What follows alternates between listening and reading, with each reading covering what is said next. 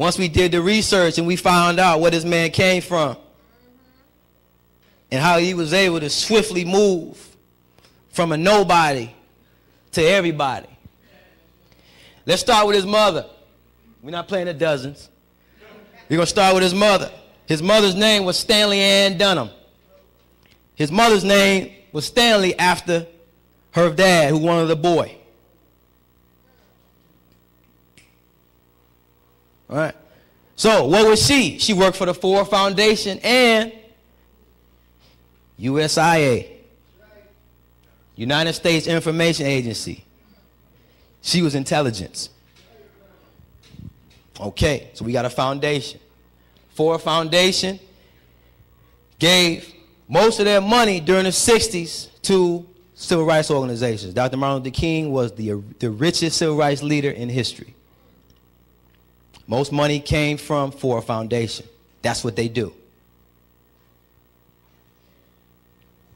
So Mr. Barack Obama is a controlled asset. Okay, Marcus, you dealing in hyperbole right now. Okay, let's take a look. It was announced that Bilderberg luminary and top corporate elitist James A. Johnson will select Democratic candidate Barack Obama's running mate. Wait, they just told us last week that he was going to wait and decide on his own who was going to be his running mate was. Sorry. Mr. Bilderberg himself, James H. Johnson, will select because he selected, look at this, he's called the Kingmaker. For the Bilderberg uninitiated, Johnson also selected John Kerry's running mate, John Edwards in 2004, and Henry Kissinger and David Rockefeller with the speech he gave at the globalist confab in Italy that year, says Prison Planet. So the man is a kingmaker. None of us heard of him. Well, I'm sure some of you have because, you know, you read. But no one knows who these people are making the decisions for you politically. James A. Johnson, look him up. Go to his house. Send him a letter. Obama's unknown history. He worked for the Gamaliel Foundation as a community counterinsurgent in Chicago. What does a counterinsurgent do? Disrupt, gather information. Gamaliel is a Ford Foundation satellite. So, Mother Ford Foundation. Jeremiah Wright, Ford Foundation. He's Ford Foundation. I know what Jeremiah Wright is doing in Chicago. Positive things. I'm just telling you what it is. He also sat on the boards of the Woods Foundation. The Woods Fund is very important. Anybody here heard of the Weathermen during the 60s? Yeah. They tried to do some work with the Panthers. A lot of Panthers didn't want that because these were whites trying to get in, do ridiculous things, and get in. And most of the times, they weren't caught. It was the brothers that was caught.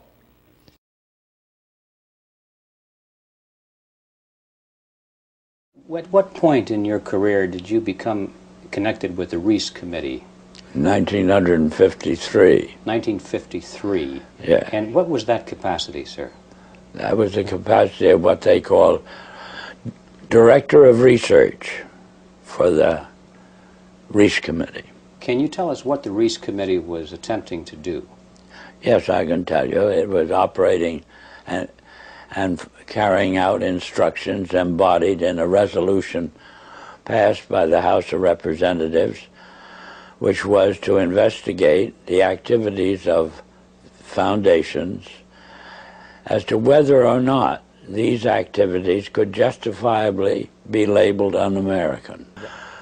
That what we had uncovered was the determination of these large endowed foundations through their trustees to actually get control over the content of American education.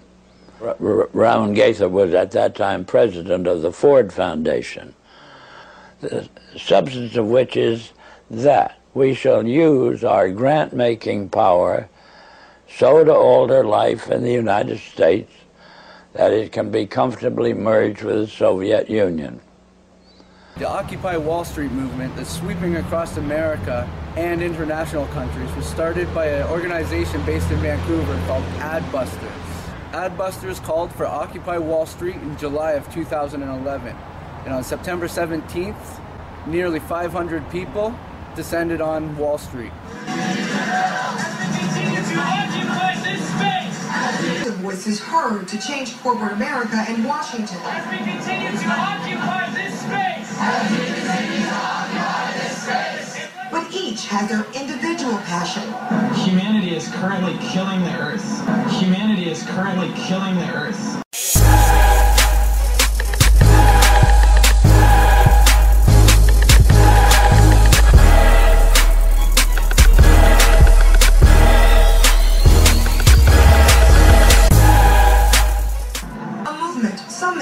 Was forecasted by Mayor Bloomberg earlier this week.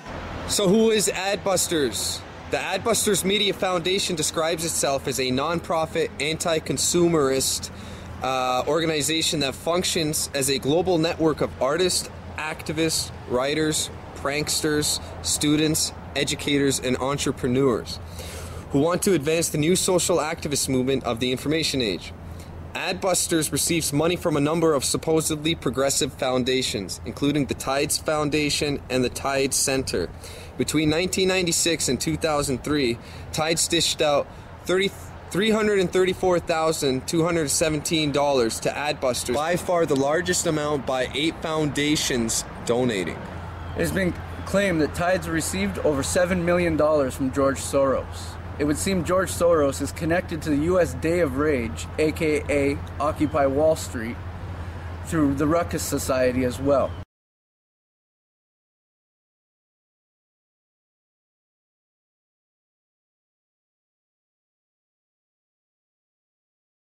On the U.S. Day of Rage website, the Ruckus Society received funding from the Tides Foundation, and George Soros's Open Society Institute provides grants to Tides, including a mere $4.2 million in 2008.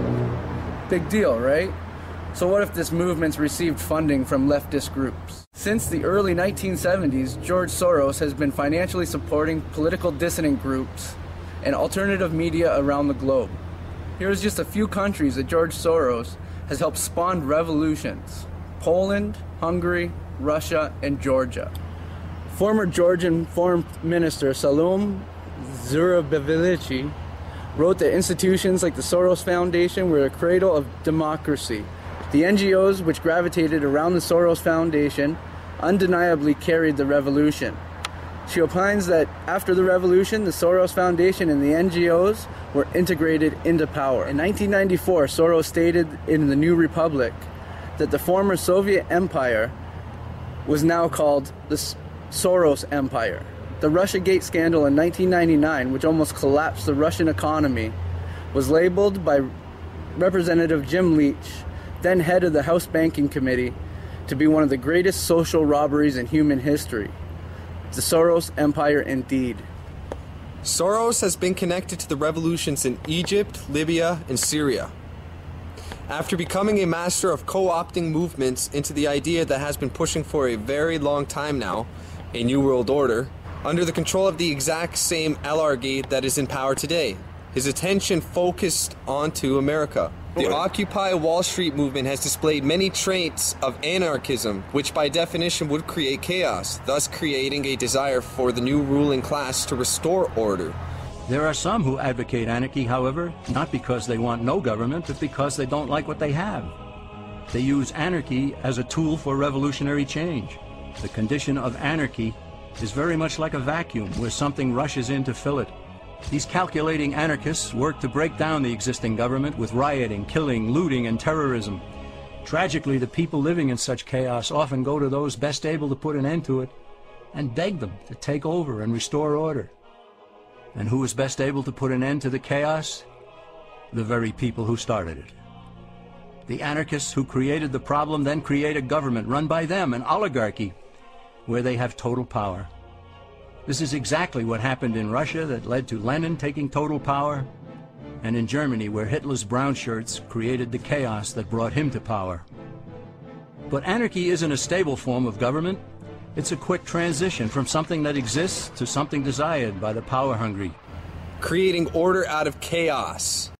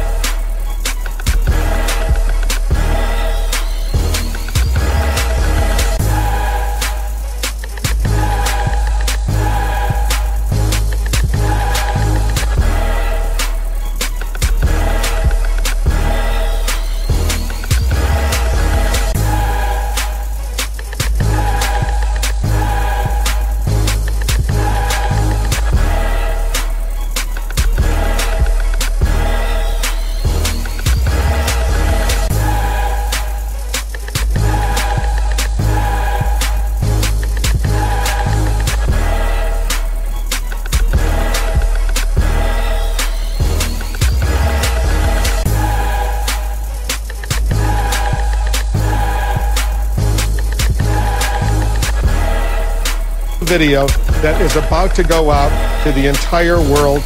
Watch this right now.